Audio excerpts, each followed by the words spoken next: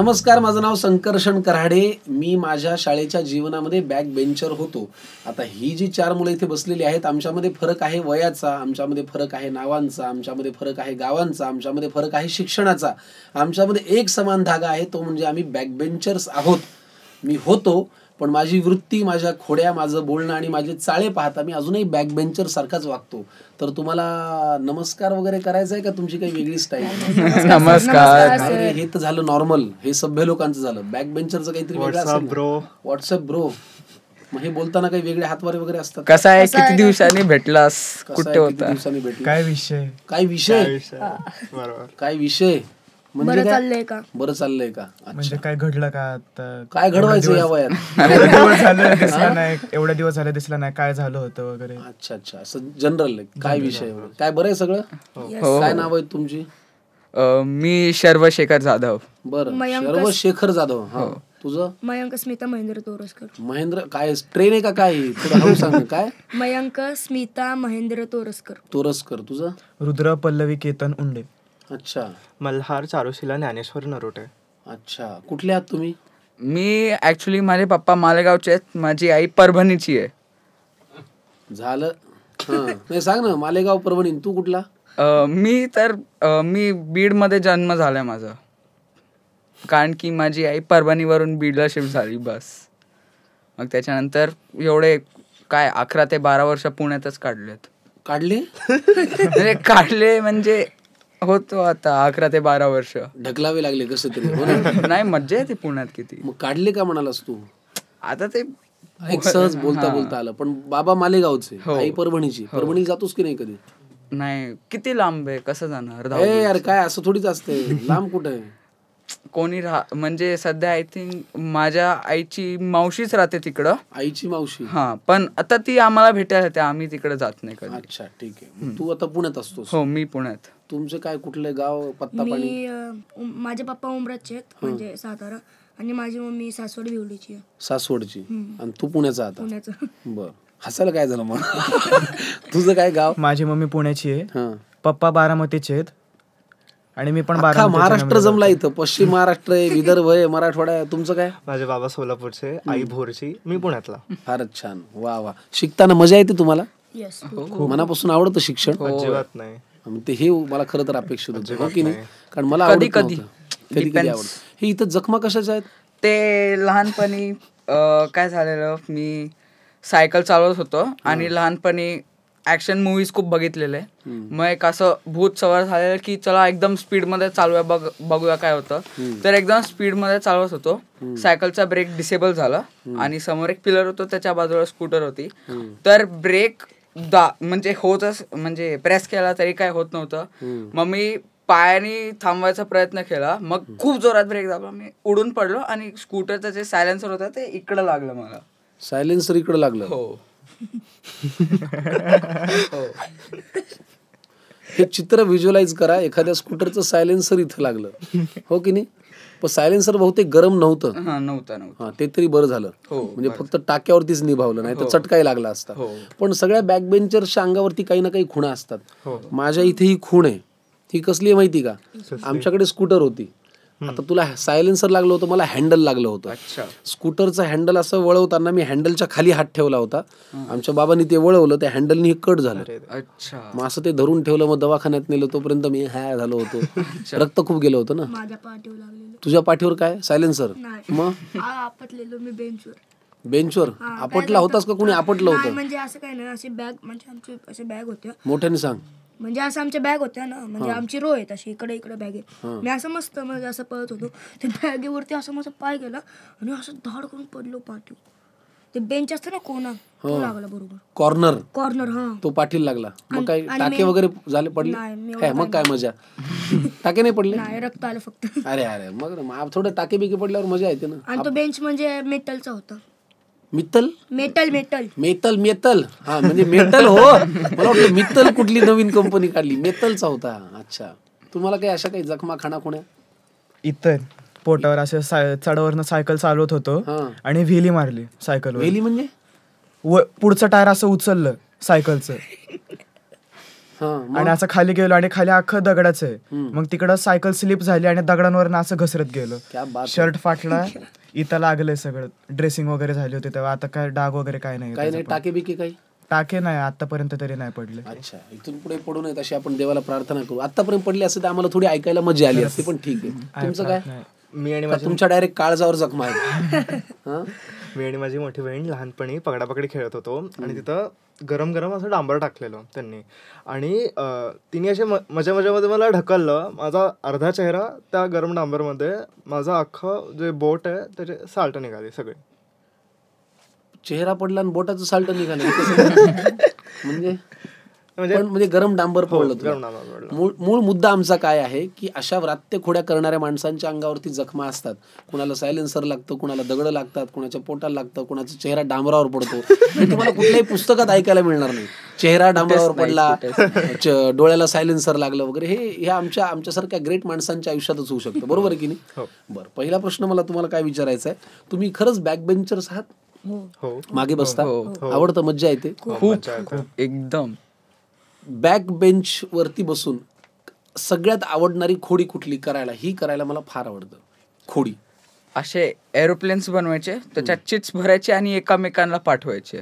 अच्छा, बॅक बेंचवर रबर असतो ते ना, असं पेपरला धरून चट्ट मारायचं. हा, ते चट्ट मारलंयस तू? मॉनिटरला जो माझं नाव लिहिलं. मला ते फार आवडतं ते असं मारायला. त्याच्यात पण आता पण रबर आहे, ते लागतं ना जोरात. ते असे काहीतरी असे गन पण लागते असे जे सोडलं. हा, ती गन पण आहे, बरोबर. नाही, मी ते रबराचं केलंय. अजून काय एखादी खोडी? टीचर्सला म्हणजे जर एखादा न आवडता टीचर असेल तर त्याला नावाने तर हात नाही मारू शकत ना, तर आम्ही त्यांच्या समोरच त्यांना त्यांच्या निकनेम्सने बोलतो आणि त्यांना कळतही नाही की त्यांच्याबद्दल आम्ही बोलतोय. उदाहरणार्थ, आता न आवडणारे तर सगळेच असतात. समजा एखाद्या सरांचं नाव शीतल आहे तर त्यांना कसं हाक मारू? शीला. अच्छा, तो पण नाव पाडायचं. तो पण नाव पाडायचे. अच्छा, अशा तुमच्या आवडीच्या खोड्या आहेत. माझी एक फार इंटरेस्टिंग खोडी होती. मी ना बॅक बेंच वरती बसत नव्हतो, पण माझे चाळे सगळे तसे होते. मी समोर बसून काय करायचो, आता समजा सर शिकवत आहेत, हे असं बसायचं आणि ना कोणीतरी बोलतंय असा साऊंड क्रिएट करायचा. म्हणजे कसा, त्यांना ना कुठून तरी आवाज यायचा. बरं, मी समोर असल्यामुळे कळायचं की हा तर बोलत नाहीये. ते सारखे शोधायचे की बोलतंय कोण, पण त्यांना सापडायचं नाही. ही माझी फार म्हणजे डिस्टर्ब करायची क्रिएटिव्ह खोड. बरं, सगळ्यात बरं, बॅक बेंचरची एक खासियत असते, त्यांना वेगवेगळ्या प्रकारचे आवाज काढता येतात. मी लहानपणापासून हे काढायचो.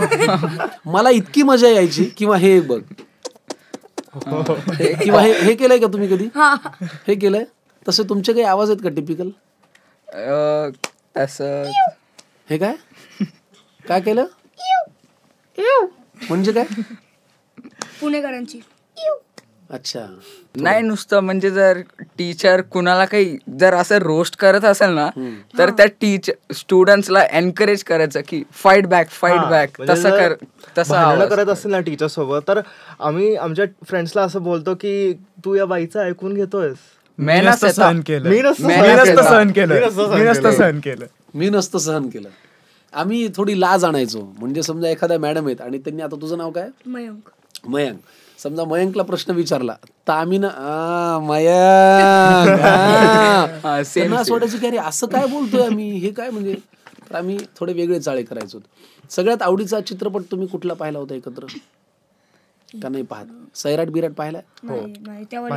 एकदा पाहिलंय, पण सैराट ही छोट्या मुलांचीच गोष्ट आहे.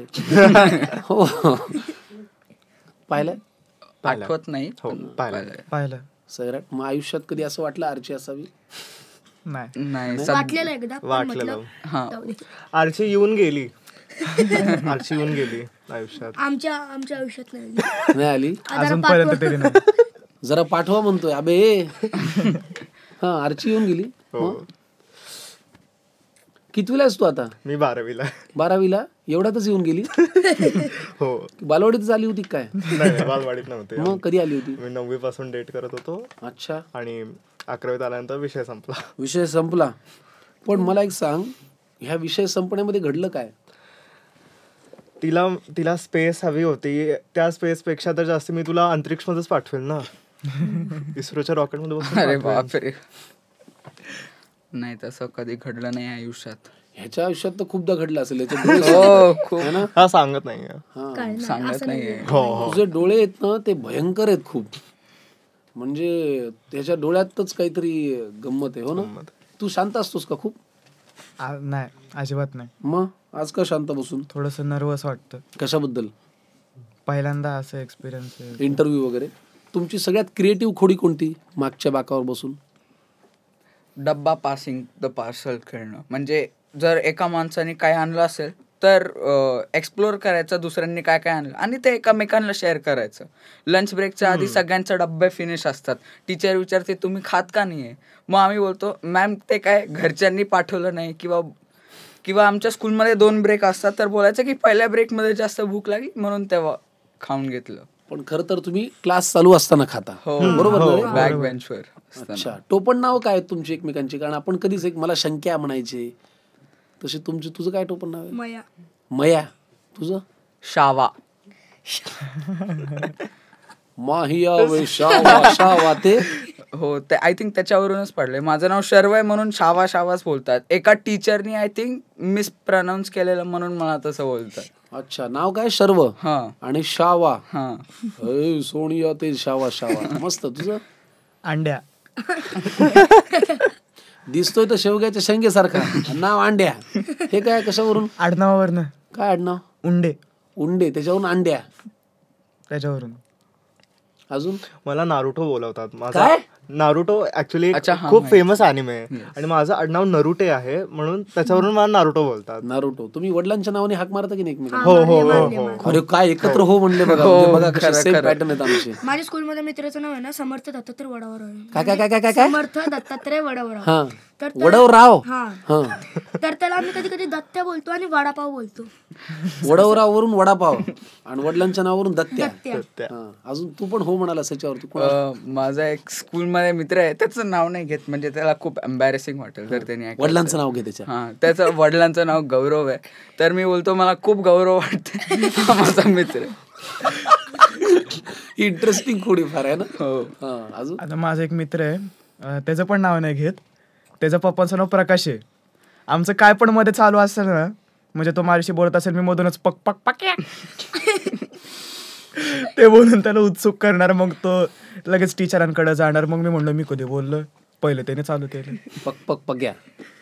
माझ्या एका फ्रेंडच्या पप्पाचं नाव आहे चंद्रकांत. आम्ही त्याला चंद्रू म्हणून चिडवतो. चंद्रू. हो.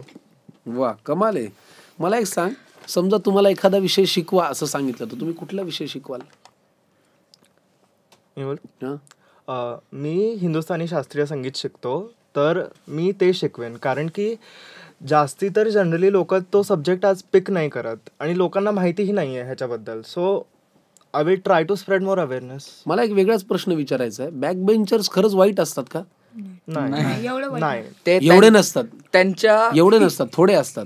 त्यांच्या पॉइंट ऑफ व्ह्यूनी ते वाईट नसतात. दुसऱ्यांच्या पॉइंट ऑफ व्ह्यूनी बघायला गेलं तर ते वाईट असतात. कारण की अगोदरपासून आयडिया चालत आलाय की बॅक बेंचर सगळ्यात वाईट आहेत आणि फ्रंट बेंचर चांगले आहेत. माझं काय म्हणणं आहे की सगळे बॅक बेंचर 0 नसतात. ते कधी कधी टॉपर पण बनू शकतात. आपण कधी बनलायत का टॉपर? कधी? मागच्या वर्षी. किती होते टॉपर म्हणजे? 94. 49. 94 आहेत. ते हर्षवर्धन सर बोलतात. 94 आहेत. आतापर्यंत सगळ्यात कमी मार्क कधी मिळाले? मॅथ्स मध्ये. नाही percentage overall. Okay. Overall percentage 60. 78. अच्छा. मागे बसून 78. हो. तुला किती आपले 71. मला 10वीला होते 40. हा माझ्या रेंजचा आहे. 42. 9th मध्ये 42. मग घरच्यांनी काही दिला नाही चोप? सीबीएसई ला होतं मग आता एसएससी ला शिफ्ट केलं. मग काय विषय नाही. तुमको ये नाही जमरा तुम ये करो है ना. असं माझ्याही बाबतीत खूपदा झालंय. मला 10वीला होते 55% आणि 12वीला 43%. आणि 53 55 आणि 43. आणि बीएससी ला मी सेकंड इयरला नापासच झालो होतो. म्हणजे कार्यक्रम सगळा हल्लेलाच होता पहिल्यापासून आपला. एवढं सगळं होऊन पण तुमचे पेरेंट्स तुम्हाला काय बोलले का? म्हणजे तुमचे पप्पांनी तुम्हाला मारलंय का? माझ्या बाबांनी मला मारलंय ना काही वेळेला. तुम्हाला माहितीये का आतापर्यंत, बरं मला एक सांगा, मी माझ्या घरात चोरी केली होती लहानपणी, तुम्ही केली कधी? नाही. एकदा केली. हो एकदा केली. कसं येतंय बाहेर? मी 2 रुपयाच्या 10 नोटा चोरल्या होत्या. तू काय चोरलं होतं? मी पप्पा जेव्हा झोपलेले तेव्हा त्यांच्या वॉलेट मधून 500 रुपीज काढून घेतले. 500? सेम मी पण 500? आता जर ह्यांनी हे ऐकलं व्हिडिओ मध्ये मला घरी बार पडणार आहे. नाही, मी 10 रुपये चोरले होते रे. त्यांना माहितीये की मी चोरलेले, म्हणून मला त्याच्याबद्दल खूप म्हणजे वाईट ओरडा पण पडला. ठीक आहे रे, ते पडू नये, ते काही नाही. तू किती चोरले होते? 500. कसे काय काय करत होते पप्पा? माझे पप्पा आय थिंक ऑफिस करता आवरत होते आणि कबर्ड मधून त्यांच्या मला दिसले की खाली पडले, मग मी घेतले. मी माझ्या गुल्लक मधूनच घेतले. किती? काय दररोज 80, 100. आणि त्याचं केलं काय तुम्ही? 500चे मी पोकेमॉन कार्ड्स नावाचे एक कार्ड्स असतात ते घेतले 50 पॅकेट. 50 पॅकेट. तू काय केलं? 10 रुपयाचे मित्रांसोबत उडवले. तू? मी मॉलला गेलतो. मॉलला? लाईक मॅकडी मध्ये. आणि तू चोरली नाही अजून? मला वाटतं ह्याच्या वडिलांना पॉकेट मनी देत असेल. पप्पा हे 200 रुपये घ्या, आईश करा, है ना? तुझा एकंदरीत ऑरा पाहता खिशात काय येते? डोंगर कसला आलाय? सर ते रुमाल आणि फोन. रुमाल आणि फोन? हे काय काय काय काय असतं? लहानपणी माझ्या खिशामध्ये चिवडा असायचा पोह्याचा मुरमुऱ्याचा, मला खूप आवडतो. खिशामध्ये बदाम घेऊन जातो शाळेत. काय? बदाम घेऊन जातो शाळेत. बदाम खिशात. कशाला? अक्कल यायला? बदाम खाल्ल्याने अक्कल येते. मग फरक पडलाय काही? हा पडले. नाही म्हणतो यार. नाही फरक पडलाय? पडलाय की आता 94 आले. किती वर्ष झाले बदाम खातोय? मागच्या वर्षी. एका वर्षात एवढे बदाम खाल्ले काय? 94 झाले. असेंब्ली मध्ये चोरून खातो मी. अच्छा. खिशात न्यायच्या वस्तू कोणत्या? कारण मी माझ्या खिशामध्ये चिवडा न्यायचो, बोरं न्यायचो, बोरकूट न्यायचो आणि ती पेप्सीची कांडी असते ना. तुम्ही काय नेता खिशात? मी फोन नेलाय शाळेत. शाळेत फोन नेलाय? वाजला नाही? सायलेंट वर. आणि त्याचं केलं काय? शाळेत गेम खेळला? हा, फ्रेंड्स सोबत बाहेर पण जाणार होतो, तर त्यांनी सगळ्यांनी फोन आणले, मी फोन आणलेला. नका असं करत जाऊ बे. आणि तुम्ही काय खिशात काही कॅरी केलं? दुसऱ्यांच्या स्टेशनरी म्हणजे चोरल्या आहेत का ढापल्या आहेत? ढापलेल्या. पेन वगैरे महागातले असे 150, 200. पार्कर नाही, असे असतात ना युनिबॉलचे. अच्छा. हा, ते ढापायचे आणि आपल्या घरी न्यायचे. आणि घरच्यांनी विचारलं कुठून आणलं तर खाली गिफ्ट भेटलं मित्राकडून. मग कुणी विचारत नाही की अर्धी कांडी संपलेलं गिफ्ट कसं काय मिळालं? ते वापरलं ना शाळेत, खूप रायटिंग दिलं. तुम्ही पाहताय का यांची उत्तर तयार आहेत? उत्तरांचा स्पीड किती फास्ट आहे बघा. अजून काय असं काही कांड केलंय? मी स्कूलमध्ये फोन तर हर रोज नेतो, पण खिशात एकदा आय थिंक ते छोटं आपटी बॉम्बचं पॅकेट असतं ना. अरे ब्रो, ते नेलेलं. हे मी पण केलेलं आहे. लसूण बॉम्ब नेले होते मी शाळेमध्ये. मग ते बाथरूम मध्ये जाऊन फोडले, पण कुणाला कळलंच नाही. अरे यार, मी वर्गात फोडलेले आहेत. अच्छा. लसूण बॉम्ब मी सर शिकवताना वर्गात फोडलेले आहेत आणि ते वळेपर्यंत कळायचं की काहीच नाहीये. माझ्या मित्राने टीचरच्या पायांवर फोडले आपटी बॉम्ब. खूप डेंजर आहेत रे तुम्ही. मी कन्फेशन आहे, मी शाळेचा बॉईज वॉशरूमचा आरसा तोडला. बॉईज रूमचा? बॉईज वॉशरूम मधला आरसा तोडला. म्हणजे बॉईज वॉशरूम मधला आरसा तोडला? मला असं. तू काय दरवाजा तोडलाय? आम्ही कडप्पा तोडलाय जुन्या शाळेत. पण त्यासाठी मी अडकलो नव्हतो. जी पोरं आज जाताना तुमचा साधारण अंदाज काय? तुम्ही मागच्या जन्मी कोण असाल? तुमचे चाळी पाहता, आरसे तोडणे, कडप्पा तोडणे, दरवाजे तोडणे. राक्षस. तो तू आत्ताही आहेस. मी मागच्या जन्मी विचारतोय. हा, काय अंदाज आहे तुझा? तू कोण असशील? साधा माणूस. साधे माणसं असल्या गोष्टी नाही करत. नाही, मागच्या जन्मी असेल कदाचित. हा, तू काहीतरी सांगत होतास. काय केलं म्हणालास? कडप्पा तोडला वॉशरूमचा. तर त्यासाठी मी अडकलो नव्हतं, कारण की मी अगोदरपासून वॉशरूम मध्ये होतो. जी पोरं कडप्पा तुटण्याच्या अगोदर वॉशरूम मध्ये गेली ना, ती दोघं अडकली. आणि त्यांनी माझं नाव सांगितल्यावर पण मी अडकलो नव्हतं. कसं काय? कारण की टीचरना माझ्यावर विश्वासच बसत नव्हता. मी तेव्हा खूप सभ्य होतो. बॅक बेंचरची एक कमाल असते. टीचर समोरले सभ्य बनतात आणि जेव्हा क्लासमध्ये जातात लगेच हल्ला उल्ला करायला सुरू करतात. ते टीचर समोर सभ्य वागतात आणि क्लासमध्ये जातात तेव्हा खरं रूप दाखवतात. धिंगाणा फुल. अजून काय खासियत आहे बॅक बेंचरची? क्लास टीचरच्या लेक्चर मध्ये फर्स्ट बेंचवर बसणं आणि बाकीच्या लेक्चर मध्ये बॅक बेंचवर बसणं. क्लास टीचर आजच्या लेक्चरमध्ये पहिल्या बेंच, बाकीच्या लेक्चर मध्ये मागे जाऊन बसायचं बस. मला क्लास टीचरची एवढी चिड येते ना आमच्या, किती रोटेशन करते. तुला हे माहिती का तुला पुन्हा शाळेत जायचंय? तू दनादन सांगतोस की क्लास टीचरची एवढी चीड येते मला माझ्या. हा, वाक्य काय पूर्ण? म्हणजे एवढी चिड येते ना. आणि आमचे रो वाईज रोटेशन केले. म्हणजे बॅक बेंचर ते पुढे जाणार आणि ते सगळे मागं शिफ्ट. जेव्हा मी पहिल्या बेंचवर बसतो मला कसं तरीच होतं. आमची टीचर येतात, विचारतात हे कसं करायचं, हे कसं करायचं, क्वेश्चन डोकं फिरतो सर फ्रंट बेंचवर आलं की. आणि पूर्ण दिवस फ्रंट बेंचवर बसायचे सर. किती त्रास आहे तुला, है ना? एखादी अनेक वर्ष संसार केलेली गृहिणी कसं माहेरी जाऊन मन मोकळं करते, तसे हे कार्टे इथे बसले आणि 15 वर्षाच्या संसाराचं तुम्हाला सांगते मावशी इतका त्रास देतो नवरा. तसे खदा खदा खदा मनातलं सगळं खदखद बाहेर काढतायत. किती आपण आउटस्टँडिंग क्रिएटिव्ह. बॅक बेंचर्सची सगळ्यात भारी क्रिएटिव्हिटी काय?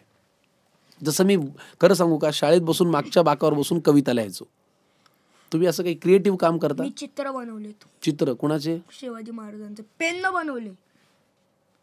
मेन म्हणजे तुझ्या आतापर्यंतच्या सगळ्या गुन्ह्यांवरती एक तू असं म्हणतो ना की सगळे गुन्हे विसरायला लावणारं हे तू काम केलेलं आहे. शिवाजी महाराजांचं चित्र बनवले मी पेननी. हा, आणि SSCचा लेक्चर होता, हिस्ट्रीचा बोरिंग चॅप्टर पहिला, फ्रेंच रिव्हॉल्युशन. लय बोर होत होतं. म्हटलं सांग चित्र बनवलं नसतं पेनाला, असं करत होतं. जरा म्हटलं इमॅजिनेशन शिवाजी महाराज असं त्यांचे असतं ना टोपी वगैरे, त्यांची अशी नाक, धारधार नाक, छान मोठा महाराजांचा तो टोप. एक लेक्चर संपला, तो दुसरा लेक्चर चालू मी करतोय झालं. तेव्हा बघतोय अरे लेक्चर कधी संपला, इंग्लिशचा लेक्चर चालू. मित्राला कळलं, म्हटलं तू काय केलंय तू? म्हटलं अरे ड्रॉइंग केलंय महाराजांचं. अरे भारी केलंय. मग मी म्हटलं अरे मला SSCच्या लेक्चरमध्ये सगळे क्रिएटिव्हिटी सुचतात. अच्छा, मागच्या बाकावर बसून छत्रपती शिवाजी महाराजांचं चित्र काढलं होतं. बर, आपण असे काही क्रिएटिव्ह काम केलंय? मी तर लास्ट बेंचवर बसून जे मित्र असतात ना त्यांच्यासोबत प्लॅनिंग करायची. ह्या लेक्चरमध्ये असं करायचं. म्हणजे जर एका लेक्चरमध्ये जर समजा लास्टचे जे 2-3 लेक्चर असतात इंग्लिश किंवा जॉग्रफी वगैरे असतात ना, तर आम्ही बंक करतो. म्हणजे पुढे काय क्रिएटिव्ह खोड्या करायचे याचं प्लॅनिंग करायचं. म्हणजे जर काम आपण केलं दोघांनी. कथा, काय स्टोरीज, पोएम्स वगैरे लिहिणं मागच्या बेंचवर बसून. लिहितोस तू पोएम्स? एखादी ऐकव ना. मला आठवत नाही. म्हणजे लिहितो, त्याच्यानंतर कुठंतरी कपाटात एक फाईल बनवली आहे मी सेपरेट. त्या फाईल मध्ये ठेवून देतो आणि त्याच्यानंतर सगळं कधी मन केलं तर सगळं वाचून काढतो. बरं, तुम्ही हो गुरुजी? आमचं शाळेतलं शेवटचं लेक्चर असायचं पीटीचं. आणि शाळेपासून माझे जे सगळे मित्र आहेत त्यांची घरही जवळ असायची. पीटीसाठी ग्राउंडवर गेलो, तसंच गेटमधून बाहेर पडलो. बरं, त्याची आमची तशी प्लॅनिंग चालायची की कोणाला असं. थोडक्यात काय, यांच्यामध्ये सुद्धा क्रिएटिव्हिटी आहे, फक्त यांचे मार्ग वेगवेगळे आहेत. आता मला काय म्हणायचंय की जे मी केलं नाही ते तुम्ही थोडंसं करायला लागा. आपण किती नाही म्हटलं तरी आपला आज भेटायचा उद्देश यशवंत क्लासेसचा आहे की नाही? तुम्ही त्या क्लासेसला जाता बहुतेक ना. यशवंत क्लासेस पुण्यामध्ये जे आहेत, कुठल्या एरियात आहे? बालाजीनगरचे जे यशवंत क्लासेस आहेत तिथले सगळे विद्यार्थी आहेत, सगळे टगे टोणगे आहेत, सगळे मागच्या बाकावरती बसतात. पण हे सांगत असताना त्यांच्यामध्ये असं काहीतरी आहे जे कदाचित फर्स्ट बेंचवर बसणाऱ्या विद्यार्थ्यांमध्ये सुद्धा असू शकत नाही किंवा असत नाही किंवा असेलही, पण हे मागे बसत असल्यामुळे अरे हे बॅक बेंचर्स आहेत असं आपल्याला म्हणलं जातं. पण तुमच्यातली ही जी क्रिएटिव्हिटी आहे तिला चॅनलाइज करा. आपण काय करतो कधी कधी, आता तू छत्रपती शिवाजी महाराजांचं चित्र काढलंस. छत्रपती शिवाजी महाराजांनी सुद्धा शिक्षणाला महत्व दिलं होतं की नाही? त्यामुळे शिक्षण हे महत्वाचं आहेच आहे. ते तू चित्र काढच, त्याच्यावरती लक्ष देच. पण हे करत असताना बेसिक व्यवहार ज्ञान येण्यासाठी शिक्षण फार महत्वाचं आहे. माझ्या बाबांनी मला कला क्षेत्रात जाऊ नको असं कधीच सांगितलं नाही, तू जाच हेच सांगितलं. पण आपण कसं वागावं, आपण कसं बोलावं हे आपल्याला आपलं शिक्षण देतं. त्यामुळे शिक्षण फक्त तुम्हाला नोकरी देत नाही, तुमच्यातला पिंड घडवतं, माणूस घडवतं. आपण व्यवहारीपणा आणि व्यवहार ज्ञान हे जे 2 शब्द आहेत ते फार महत्वाचे आहेत. व्यवहारीपणा म्हणजे तू जर मला 100 रुपये दिलेस तर मी 100 रुपयाचं काम तुला द्यायला पाहिजे किंवा तशी वस्तू द्यायला पाहिजे. पण मी आल्यानंतर तू खुर्चीवर न उठावं हे व्यवहार ज्ञान झालं. आपल्याला ते पुस्तकात नसतं, ते आपल्याला माणूस म्हणून येतं. तर ह्या एनर्जी तुमच्या ज्या आहेत त्या चॅनलाइज करा, अभ्यासही करा. खोड्या करणं काही सोडू नका. खोड्यांशिवाय माणूस क्रिएटिव्ह राहूच शकत नाही. आपल्या डोळ्यांमधला जो स्पार्क आहे ना तो त्या बॅक बेंचवरती बसून जास्त पॉलिश्ड होतो. हे त्याच्यावरती विश्वास आहे का तुमचा? पण ते करत असताना फोकस हलू देऊ नका. तर हा फोकस हलू नये म्हणून तुमचे काही एथिक्स आहेत, काही तत्व आहेत किंवा काही सूचना तुम्ही फॉलो करता? कारण शेवटी अभ्यास केल्याशिवाय पर्याय नाही, हो की नाही? आणि भारत हा तरुणांचा देश आहे. आपल्या देशातली बहुतांश जनता ही तरुण आहे. आपल्यावरती खूप काही अवलंबून आहे की नाही? तुम्ही असं काही अभ्यासासाठी काही फॉलो करता? हो, ऍक्च्युली ट्युशनमध्ये जर लक्ष नाही लागलं, स्कूलमध्ये लक्ष नाही लागलं तर घरी जाऊन तोच चॅप्टर वापस रीड आणि त्याचे नोट्स, बस, अजून काही नाही. Okay, same. पण लक्ष का नाही लागत ट्युशन मध्ये? कधी कधी लागत आहे, बोर होतं, बाहेरच्या पावसाची आठवण येते, है ना? हो, गणपतीचं चालू असतं तर त्याचा विचार, आता घरी काय करणार, गणपती करता, आतापर्यंत बुक नाही केला, डेकोरेशन नाही, काय नाही, तर त्याचा पण विचार. बघा, आम्ही शिक्षणापेक्षा जास्त गणपतीच्या आरासचा विचार करतो आणि तुम्ही आम्हाला हिणवता का रे? ट्युशनचं दिलेलं टाइम टेबल फॉलो करणं. अच्छा, तू करतोस काही अभ्यासासाठी? हो, शाळेत जर नाही झाला अभ्यास तर मग ट्युशन मध्ये तिथे एक्स्ट्रा बसून अभ्यास करून टाकायचा सगळा. गर्लफ्रेंडला स्पेस हवी होती म्हणून तुला तिला सोडावं लागलं, बरोबर? पण अभ्यासाला जर स्पेस दिली तर आयुष्यात परत कधीच गर्लफ्रेंड मिळत नाही, हे लक्षात ठेव, हो की नाही? त्याच्यामुळे आपल्यासोबत राहतं ते कायम आपलं ज्ञान. आता काही ठरलेलेही प्रश्न विचारतो. आतापर्यंत दिलेलं सगळ्यात भन्नाट उत्तर कोणतं क्लासमध्ये? भन्नाट, एकदम क्रिएटिव्ह. सांगू? हां, आमची जी बायोची मॅम आहे तर त्यांनी आन्सर शीट क्लासमध्ये आणली. त्या म्हणल्या की मल्हार तू एवढं कमी का लिहिलेलं आहेस? मी म्हणलं की मला वाटलं की तुम्हाला मिनिमलिस्टिक आर्ट फॉर्म्स खूप आवडतात. याला म्हणतात आपलं ज्ञान आपल्याच गळ्यात मारणे, हो की नाही? कधी घरी आलेल्या पाहुण्यांनी त्यांच्या मुलांच्या भुशारक्या सांगितल्या आहेत का? आमचा हा तर तुम्हाला सांगते इतका असं वाटतं, दोन थोबाडे तुमच्या घरी ठेवा ना, आम्हाला कशाला सांगता, है ना? नाही, पण माझे रिलेटिव्ह त्या गोष्टीत बघायला गेलं तर खूप चांगले आहेत. म्हणजे असं कधी, म्हणजे थोडक्यात त्यांची मुलं तुझ्यापेक्षा ढ आहेत? नाही, ते म्हणजे ढ तर नाही बोलत मी, पण ते पण खूप चांगले आहेत. म्हणजे आमचं रिलेशनशिप ना खूप चांगलं आहे सध्या बघायला गेलं तर. नाही ते टॉन्ट मारतात. अच्छा. आणि नाही म्हणजे दुसरं काही त्रास येतात, आम्ही हसतच राहतो हर टाइम आलं की. तसे जातात रिलेटिव्ह. 7वीतल्या मुलाला आता माझ्याशी कम्पेअर करतायत. म्हणजे संबंध काय होतो? 7वीतल्या मुलाला माझ्याशी कम्पेअर करतात, त्याला एवढे टक्के पडले, तुला का नाही पडले? तो कराटेमध्ये ब्लॅक बेल्ट, तू का नाहीये? त्याला 6 पॅक आहेत, तुला का नाहीये? किती विचित्र लोक आहेत. माझा जो छोटा भाऊ आहे ना, त्याच्या अंगात लय किडे आहेत. त्याच्या अंगात लय किडे आहेत? तुझ्यापेक्षा जास्त? नाही. हा, असं एकदम मयंक दादा चल चल चल चल. म्हटलं अरे कुठं? अरे जरा तिकडे चल. घेऊन गेला तो तिकडं. काय? अरे काय ना जरा टाइमपास. तिकडं दिले सान्न करून त्याला. म्हटलं कशाला बोलायला? पण नेलं कशाला होतं काय माहिती? एकदम असं मयंक दादा तिकडे चल लवकर. म्हटलं काय झालं? तिकडं घेऊन चल मला. घेऊन गेलं तिकडं असं मोकळं. म्हटलं काय रे? अरे काय ना, मला जरा टाइमपास होत नव्हता म्हणून मी तुला घेऊन आलो. तू तिला दिली? शाळेत मारामाऱ्या केल्यात का कधी? हा, केल्यात खूप खूप खूप. कुणी कुणाला धुतलंय? तू खूप म्हणतोयस? मला धुतलंय. अच्छा, हा, तुला धुतलंय. मी तेच म्हणलं, हे काय चिवळचुंगी एकदम. 8वीच्या पोराला मारले मी. कुणी? तू मारलंय? तू कितवीत असताना? 9वीत. आत्ताच. आत्ता? मागच्या काय दुसऱ्या महिन्यात. का बरं धुतलं? तो काहीतरी म्हणजे असं धक्का लागला. म्हटलं सॉरी. धक्का लागला, सॉरी म्हटलं. तो म्हणजे खूपच असं आहे, काय को धक्का बिक्का मारा, काय को धक्का. त्याला मारलं मी. मला तुडवलंय पोरांनी. तुला तुडवलंय? काय केलं होतंस तू गुन्हा? काय म्हणजे एक मित्र आहे, मी क्लासमध्ये त्याच्याच मागं माझा दुसरा मित्र बसतो. मी त्या मित्राकडे बघत होतो, त्याला वाटलं मी त्याच्याकडे बघत होतो. कॉरिडॉर मध्ये लाथांनी तोडवला होता 5-6 पोरांनी. मग तू कसा वाचलास? टीचर आले ना, व्हाईस प्रिन्सिपल. अच्छा, वा, खूप छान. एक वेगळा प्रश्न विचारतो शेवटचा. बॅक बेंचवरती असं काय शिकलात जे तुम्हाला कुठल्या पुस्तकाने किंवा कुठल्या शिक्षकाने कदाचित शिकवलं नसेल?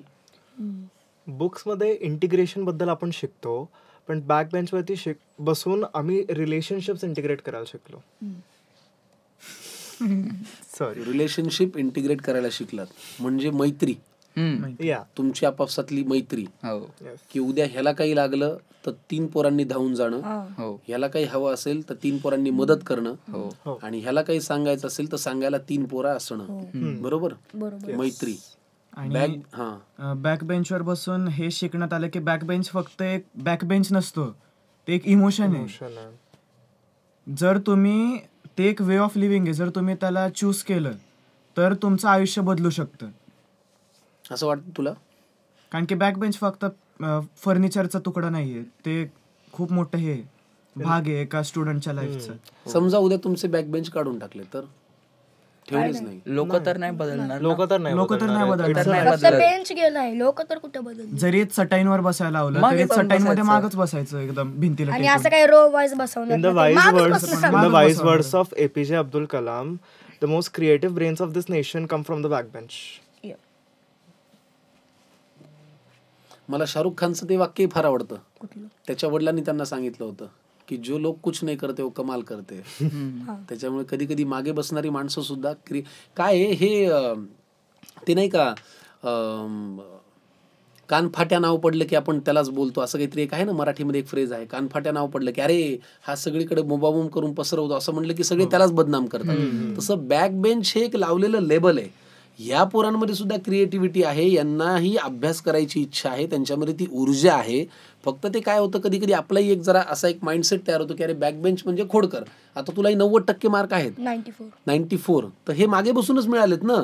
पण हे करत असताना उद्योगही करायचे, याला खरी ताकद लागते, हो की नाही? त्यामुळे उद्योग तू सोडायचं नाही आणि अभ्यास तर काय जाऊ द्यायचा नाही. असं एक जरा कॉम्बिनेशन आपल्याला जपायला लागेल. त्याच्यामुळे बॅक बेंच काढून उपयोग होणार नाही. तुम्ही करणार ते सगळं धंदे करणारच, हो की नाही? अरे हो म्हणताय काय, तुम्हाला काय आहे की नाही? बरं, तुमचे काही रूल्स आहेत का तुमच्या ग्रुपचे, तुमच्या बॅक बेंच वरती असण्याचे? चमचेगिरी नाही. काय नाही? टीचरची चमचेगिरी नाही करायची, माग नाही करायचे टीचरचा खबरी बनायचं नाही, स्निचिंग करायची. तुझी भाषाच वेगळी आहे रे. टीचरचा खबरी बनायचं नाही म्हणजे काय नाही बनायचं? म्हणजे आपण म्हणजे असं कुणाला मारलं आणि तो आपला माणूस फुटला, टीचर मग याला मारलो. भाऊ तू राजकारणात जाणार, माणसं फोडायच्या गोष्टी तू आतापासून करून राहिला, तुझं काय भरोसा नाही भाऊ. हा म्हणजे टीचरचा खबरी बनायचं नाही, बातम्या फोडायच्या नाही, पुढे कधीच जाऊन बसायचं नाही. हा रूल आहे. केस मोठी पाहिजे, काय केस मोठे पाहिजे, जुल्फे नाही एवढी पण नाही, तुमची जेवढी आहेत त्यापेक्षा मोठी. माझे बरेच गेलेत रे, ह्याच्या एवढे पाहिजेत. हा रूल आहे. केस मोठे पाहिजे, माणसं फोडायचे नाही, टीचरची चमचेगिरी नाही, हे तुमचे रूल आहेत. क्लासमध्ये झोपायला अलाउड असलं पाहिजे. It is a part of meditation. It seems it is not something which should be punished. म्हणजे गादीवर जी झोप नाही लागत ती बेंचवर लागते. बेंच हा एक सेकंड बेड सारखा आहे. मित्रांसोबत झोपायला मज्जा येते एकदम असं. ह्याचे दोन अर्थाने गोष्ट. अरे माहित. हा म्हणजे मित्र असे म्हणजे खांद्यावर डोकं ठेवून शांतपणे झोपायला मित्राच्या खांद्यावर. नाही मित्र जर झोपला तर आपण पण झोपायचं बेंचवर असं हेड डाऊन, असं झोपलंय असंच. हा ते खाली डोकं ठेवल्यावर. हा आणि उठलवलं तर सांगायचं की मेडिटेशन करत होतो. नाहीतर अशी बुक ठेवायची खाली बघून वाचतोय. मला काहीतरी वेगळंच झालं आता एकदम. केस वाढवायचे, माणसं फोडायचे नाही, टीचरची चमचेगिरी करायची नाही, झोपायला अलाउड असलं पाहिजे, कारण क्लासमध्ये झोपणं एक प्रकारचं मेडिटेशन आहे.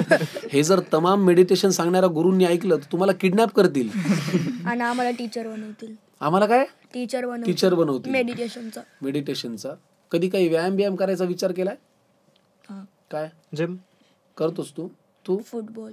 तुझा तर कार्यक्रमच वेगळा आहे. फुटबॉल नाही, तू दिसतो कसा विचारलं नाही, व्यायामच विचारलं. फुटबॉल आवडतो तुला? मी पण फुटबॉलच खेळतो मित्रांसोबत हर वीकेंड. तुझ्या घरी कोणती भाषा बोलली जाते? मराठी. मग तुझं मराठी असं थोडस ब्रिटिश असं का आहे? कारण की माझे पप्पा UK ला राहतात ना. हा देअर यू आर. UK ला काय करतात तिकडे ते?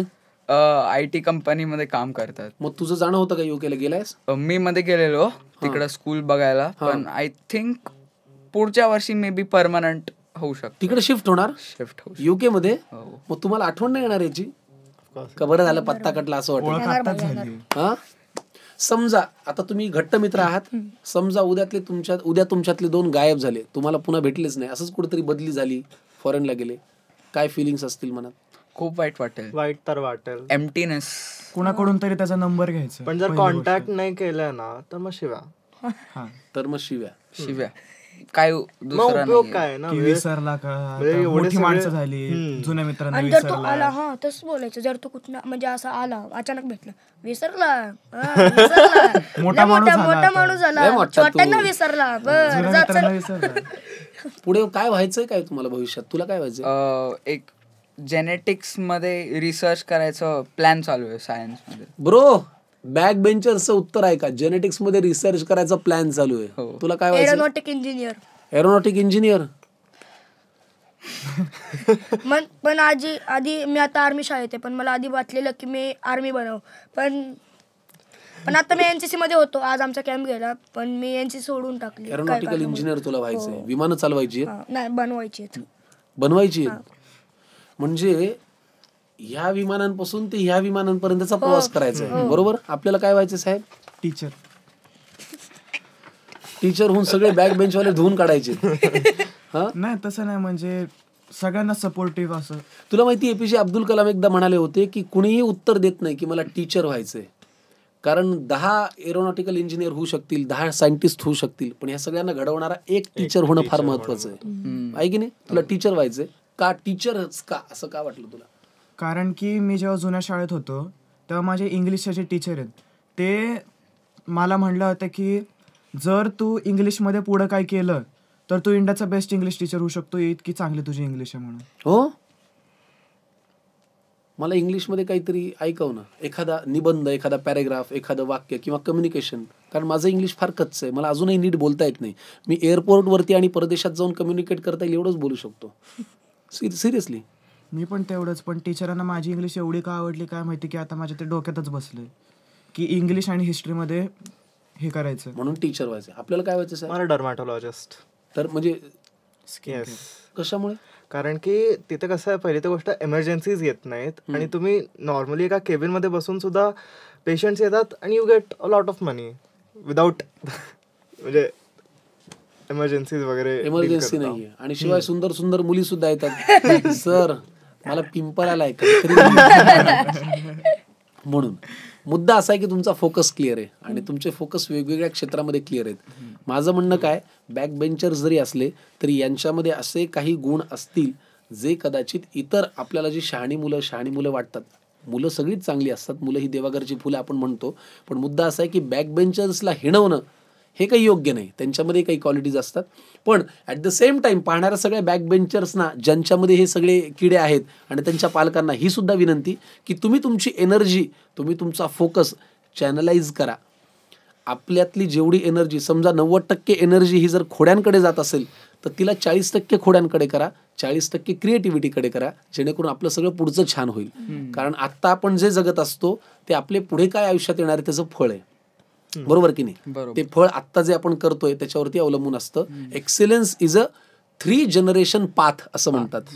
एक्सेलन्स हा अचानक येत नाही, त्याच्यामुळे तो टप्प्याटप्प्याने आपल्याला क्रिएट करायला लागतो. तुमच्या एनर्जीला माझा मनापासून सलाम, तुमच्या क्रिएटिव्हिटीला सलाम, आणि तुमच्यातले हे किडे जे आहेत ते मरून न देता ते चॅनलाइज करून छान मार्ग निवडा. भविष्यात अजून 20-25 वर्षांनी माझ्या नाटकांचे काही हजारो प्रयोग झालेले असतील, मी एका वेगळ्या उंचीवरती असेल, लोक कलाकार म्हणून माझ्यावरती अजून प्रेम करत असतील, अजून मान देत असतील, तेव्हा तू शिक्षक झालेला, तू डर्मेटॉलॉजिस्ट झालेला, तू एरोनॉटिकल इंजिनियर झालेला आणि तू सायंटिस्ट झालेला, तेव्हा आपण पुन्हा 25 वर्षांनी एकत्र भेटू आणि अशाच गप्पा मारू. फिंगर्स क्रॉस्ड की तो दिवस आपल्या 5ही जणांच्या आयुष्यात नक्की येऊ की जेव्हा आपण एका वेगळ्या टप्प्यावरती ही मुलाखत पुन्हा एकदा घेऊ, बरोबर ना रे? खरं म्हणजे तर ना, एरोनॉटिक इंजिनियर हे मला बनायचं होतं. कशामुळे आलं? यशवंत क्लासेसमुळे मला आलं. यशवंत क्लासेसमुळे का? आयडिओलॉजी मला तिथनं आली. आयडिओलॉजी, हो. आपला तोही फोकस हलून चालणार नाही. आमची ही जी भेट आहे ही भेट घडून आणली यशवंत क्लासेसनी, बालाजीनगरचे, पुण्याचे. आणि यांच्या ज्या 2-3 गोष्टी आहेत त्या मला फार आवडल्या. एक तर मातृनाम प्रथम. आपल्या नावामध्ये जसं आपण संकर्षण गोविंद कराडे, तर संकर्षण स्मिता गोविंद कराडे, ही कॉन्सेप्ट मला जी त्यांनी क्लिअर केली तर मला फार ते गोष्ट आवडते. आणि दुसरं, सर्वांगीण विकासावरती भर देतात की कार्ट फक्त अभ्यासातच 100% हुशार आहे, बाकी वागाय बोलायला एकदम धन्यवाद कार्यक्रम आहे असं नाही. तुमच्या मुलाच्या सर्वांगीण विकासावरती ते भर देतात. तर यशवंत क्लासेसला तुम्ही जोडलेले आहातच. तुम्ही जर हा व्हिडिओ पाहत असाल तर तुम्ही जा बालाजीनगरला, चौकशी करा, ऍडमिशन घ्या आणि पार्ट व्हा, हो की नाही? चला, थँक्यू सो मच. बाय कसं करता तुम्ही बॅक बेंचला बसून? तुझा कार्यक्रमच वेगळा आहे. Bye bye guys, bye bro, भेटूया. Thanks lot, bye.